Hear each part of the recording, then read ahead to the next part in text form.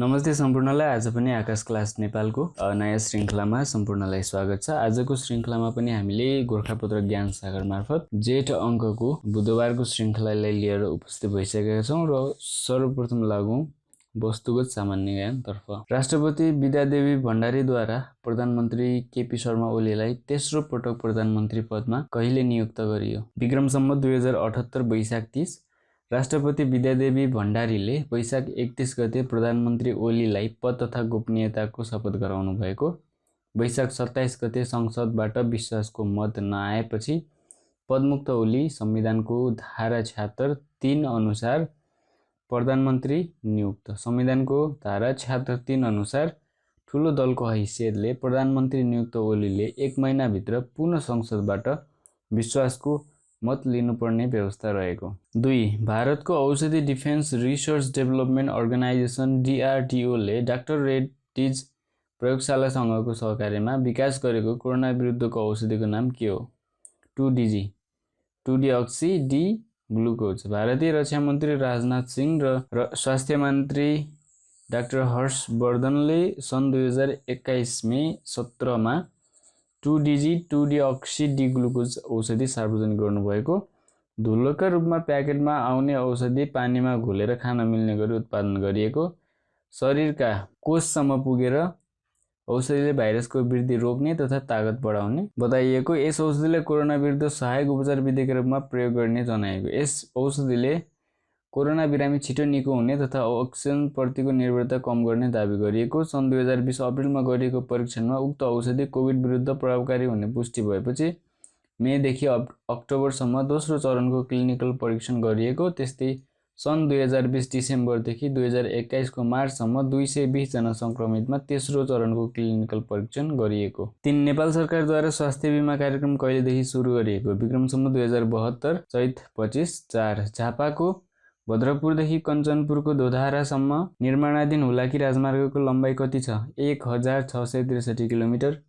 5. निजी क्षेत्रको लगानीमा सम्पन्न नेपालको पहिलो जलविद्युत आयोजना कुन हो? खिम्ती जलविद्युत आयोजना 60 मेगावाट। 6. नेपालमा क्षतिपूर्ति सहितको नागरिक बडापत्र कहिलेदेखि लागू भएको हो?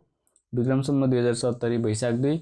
7. साउदी अरब सरकारद्वारा राजदूतमा नियुक्त पहिलो महिलाको हुनुहुन्छ राजकुमारी रिमा बिन्त बन्दार। 8. वरिष्ठ साहित्यकार राजेन्द्र सुवेदीको निधन कहिले भयो? विक्रम सम्वत 2078 जेठ 3। विक्रम सम्वत 2002 साउन 19 गते पाँचथरमा जन्मेका सुवेदीका कविता, निबन्ध, प्रबन्ध, समालोचना आदि गरी 3 दर्जन पुस्तक प्रकाशित। त्रिभुवन विश्वविद्यालयमा नेपाली विषयमा 37 वर्ष प्राध्यापन गर्नुभएका सुवेदी केन्द्रीय नेपाली विभागका पूर्व प्रमुख, गोरखापत्र संस्थानका पूर्व अध्यक्ष तथा महाप्रबन्धक हुनुहुन्थ्यो। 9. ट्रान्सपरेन्सी इन्टरनेसनलको मुख्यालय कहाँ रहेको छ? Berlin, Germany. 10. प्रिज्मको प्रयोग गरी सूर्यको प्रकाशबाट विभिन्न 7 रङका किरण छुटाउने प्रक्रियालाई के भनिन्छ? प्रकाश विच्छेदन। 11. हिप्पोक्याम्प भनेको के हो? एक खगोलीय पिण्ड। क्यालिफोर्नियाको ACTI इन्स्टिच्युटद्वारा हालै खोज गरिएको यो खगोलीय पिण्ड वरुण ग्रहको चन्द्रमा भएको दावी गरिएको अत्यन्त चिसो पिण्ड हिप्पोक्याम्प वरुणकी दोस्रो ठुलो चन्द्रमा प्रोटियसबाट टुक्रिएर बनेको हुन सक्ने खगोलशास्त्रीहरूको अनुमान रहेको। हिप्पोक्याम्प पृथ्वीको चन्द्रमाको तुलनामा 100 गुणा सानो रहेको वैज्ञानिकहरूले जनाएका। 12. नेपालका महत्त्वपूर्ण 79 जडीबुटीको विवरण उल्लेख गरी राणाकालमा लेखिएको प्रसिद्ध पुस्तक कुन हो? चन्द्र निघण्टु। 13. विश्वमा फुटबलको आविष्कार कुन देशबाट भएको मानिन्छ? चीन।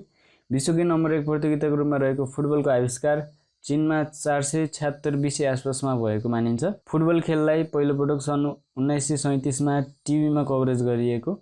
हरेक फुटबल खेलमा फुटबल खेलाडी औसत 9.65 किलोमिटर दौडिन्। 14. संयुक्त राष्ट्र सङ्घीय शैक्षिक, वैज्ञानिक तथा सांस्कृतिक सङ्गठन युनेस्कोले हालै प्रकाशित गरेको प्रतिवेदन अनुसार निरक्षरको तुलनामा उच्च शिक्षा हासिल गरेका व्यक्तिको बसेसरे सम्भावना कति बढी छ? झन्डै 4 गुणा। 15. नागरिक लगानी कोषको स्थापना कहिले भएको? विक्रम सम्वत 2047 चैत 4। नागरिक लगानी कोष ऐन 2047 अनुसार राष्ट्रको आर्थिक विकासका लागि सर्वसाधारण जनतालाई बचत गर्न प्रोत्साहन गरी पुँजी वृद्धिका साथै लगानीका अवसर बढाउन तथा पुँजी बजारको विकासमा गतिशीलता ल्याउने प्रमुख उद्देश्य राखी कोषको स्थापना भएको।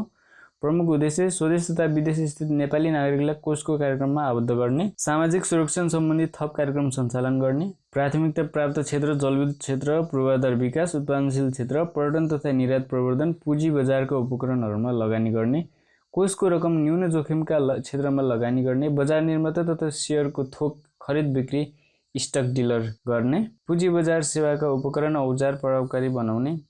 16 काठमाडौँ स्थित घण्टाघरको निर्माण कहिले गरिएको? विक्रम सम्वत 1951 वीर शमशेरको पालामा। 17 नेपालमा स्वास्थ्य सेवा दिवस कहिले मनाइन्छ? फागुन 15। नेपालमा विगत 6 वर्षदेखि हरेक वर्ष फागुन 15 गतेका दिन यो दिवस मनाउँदै आएको। 18 नेपालको पहिलो महिला उपप्रधानमन्त्री को हुन्? शैलजा आचार्य। 19 साउदी अरबले पहिलोपटक पर्यटकलाई प्रवेशाज्ञा दिने घोषणा कहिले गरेको? सन् 2019 सेप्टेम्बर 27। 20 बिसखोला पर्व कुन जातिमा प्रचलित पर्व हो? 17 बिसखोला पर्व चौर वा खेल मैदान वरिपरि 10 देखि 15 वटा समूहमा रहेका मन्त्र सिकेका समूहले मन्त्र मार्फत बाजागाजा सहित आफूतिर विष लागेको मानिसलाई तान्ने प्रयास गर्छन्।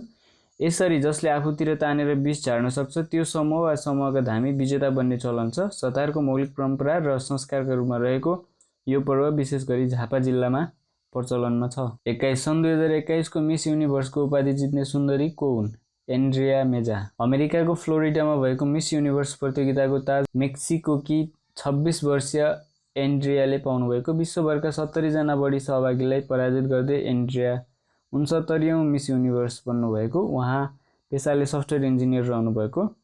सन् 2020 को मिस युनिभर्स प्रतियोगिता कोरोना भाइरस महामारीका कारण पहिलो पटक रद्द भएको। 22 विश्व स्वास्थ्य संगठनले नेपालको कुन स्वास्थ्य प्रतिष्ठानलाई आफ्नो सहकार्य केन्द्र कोलाबोरेटिङ सेन्टरका रूपमा मान्यता प्राप्त गरेको छ?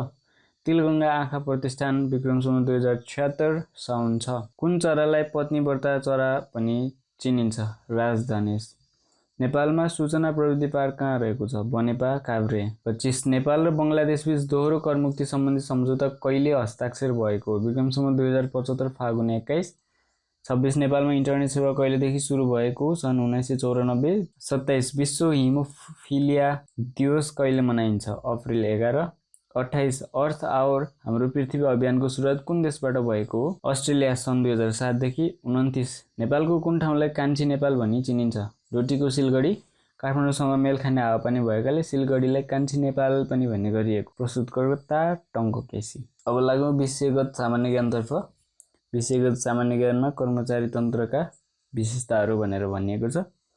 1 नम्बर क्वेसन, म्याक्स वेबरले वर्णन गरेका कर्मचारी तन्त्रका विशेषता उल्लेख गर्दै आधुनिक सार्वजनिक व्यवस्थापनमा यसको सान्दर्भिकताबारे लेखाजोखा गर्नुहोस्। साङ्गठनिक संरचनामा आबद्ध भई वैधानिक अधिकारको विवेकपूर्ण प्रयोग गरी निर्धारित लक्ष्य हासिल गर्ने कर्मचारीको पेशागत समूह कर्मचारी तन्त्र हो। कर्मचारी तन्त्रका बारेमा धेरै विद्वानले कलम चलाए पनि जर्मनी समाजशास्त्री म्याक्स वेबरले यसलाई नजिकबाट उल्लेख गरेका छन्। उनले कर्मचारी तन्त्रको विशेषताबाट विषयवस्तु प्रष्ट पारेका छन्। म्याक्स वेबरले वर्णन गरेका कर्मचारी तन्त्रका विशेषतालाई निम्नानुसार उल्लेख गर्न सकिन्छ। क पद सोपानमा आधारित संगठनका पदहरू तहगत श्रृङ्खलामा रहने, तहगत व्यवस्था अनुरूप कर्मचारीलाई आदेश दिने, नियन्त्रण गर्ने, समन्वय गर्ने जस्ता कार्य गरिने। संगठनको कार्यकर्ता कर्मचारीले तहगत व्यवस्थाको नियम पालना गर्नुपर्ने। ख योग्यता प्रणालीको अवलम्बन, लिखित, मौखिक एवं प्रयोगात्मक परीक्षाद्वारा योग्यता जाँच गरी कर्मचारी छनौट हुने। योग्यता, क्षमता, ज्ञान, सिप, अनुभवका आधारमा उपयुक्त जिम्मेवारी दिइने। ग ऐन नियममा आधारित कानुनका पूर्ण परिपालना गर्ने, ऐन नियम अनुसार कार्य गर्ने। ग अवैयक्तिक सेवा, व्यक्तिले नभई संस्थाले सेवा गर्ने, कानुनका आधारमा निर्णय गर्ने, निष्पक्षता कायम गर्ने, कानुनका अगाडि सबै समान हुने।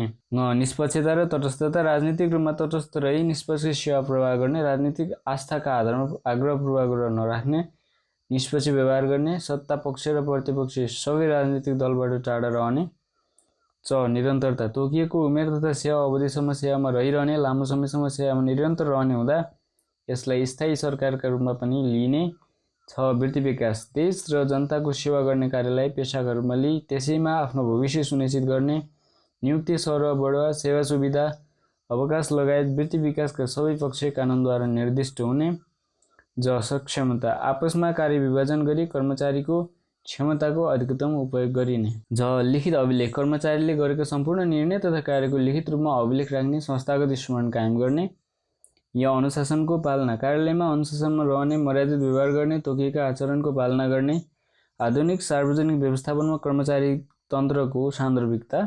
आधुनिक सार्वजनिक व्यवस्थापन मूलतः नतिजामुखी, पारदर्शी, मितव्ययी, सहभागितामूलक, जिम्मेवारी बोध लगायतका विशेषतायुक्त हुने गर्छ। यस्तो अवस्थामा प्रक्रियामुखी कानुनी कार्य गर्ने कर्मचारी तन्त्र आफैमा ढिला सुस्ती हुने हुनाले वर्तमानमा यसको सान्दर्भिकताबारे विभिन्न प्रश्न आउने गरेको पाइन्छ। आधुनिक सार्वजनिक व्यवस्थापनमा कर्मचारी तन्त्रका राम्रा गुणको अनुसरण गर्ने र देखिएका कमजोरीमा सुधार गरेर यसको सान्दर्भिकता अझ बढाउन सकिन्छ। निम्न गुणले गर्दा यसको सान्दर्भिकता आधुनिक कालमा पनि देखिन्छ। निष्पक्ष कार्य सम्पादन हुने, ऐन नियमको कार्यान्वयन हुने, समान व्यवहार हुने, सरकारको प्रतिनिधि भई जनताको नजिक रहेर सेवा प्रवाह हुने, राजनीतिक रूपमा तटस्थ र सेवा वितरणमा निष्पक्षता कायम हुने, आचरण र अनुशासनमा रहने, योग्यताको संरक्षण हुने, देश र जनताको निरन्तर सेवा गर्ने, स्थायी सरकारको प्रतिबद्धता दिने, कमजोर पक्षमा सुधार, छोटो कानुनी प्रक्रियाको अवलम्बन गरेर छिटो कार्य गर्ने, सरकारवालाको सक्रिय र सार्थक सहभागिता अवलम्बन गरी सेवा प्रवाहमा